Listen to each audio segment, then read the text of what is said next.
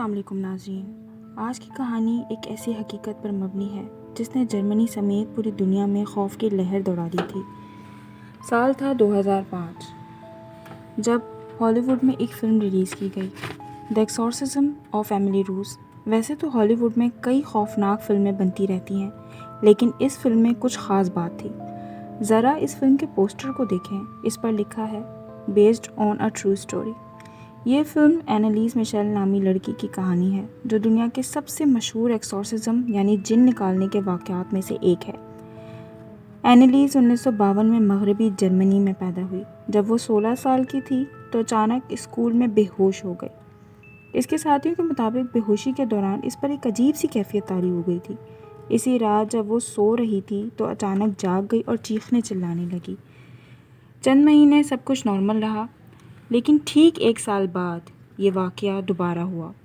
اس بار والدین اسے ڈاکٹر کے پاس لے گئے، لیکن نہ عام ڈاکٹروں کو کچھ سمجھ آیا اور نہ ہی نیورولوجسٹ کو۔ فروری 1970 اینالیز کو ٹی بی ہوا اور وہ اسپتال میں داخل ہو گئی۔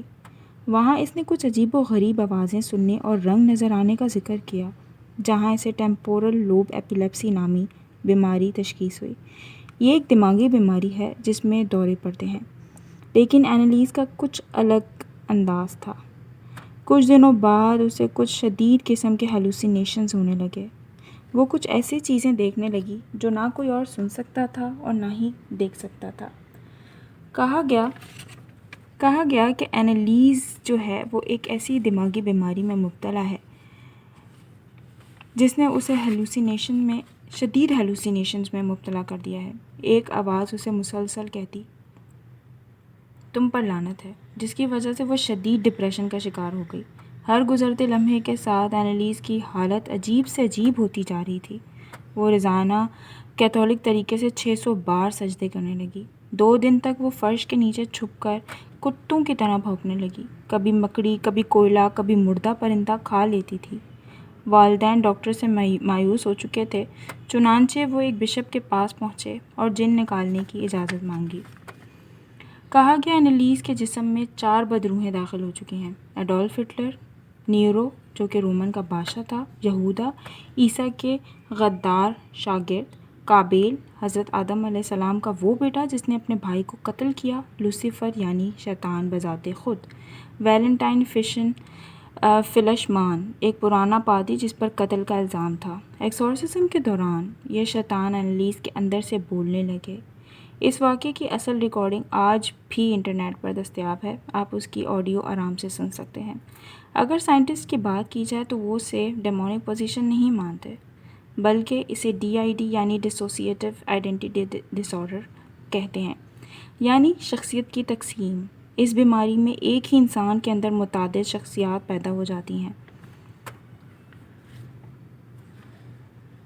ہر ایک کا نام، عمر، آواز، یادداشت سب مختلف ہوتا ہے۔ کم نوبل ایک ایسی ہی خاتون ہیں جن میں 100 سے زائد شخصیتیں ہیں۔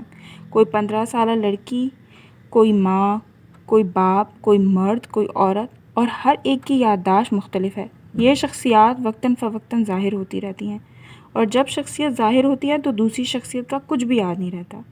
اینالیز میشیل کی موت اور قانونی کارروائی۔ اینالیز پر 10 ماہ میں 67 بار ایکسورسزم کیا گیا۔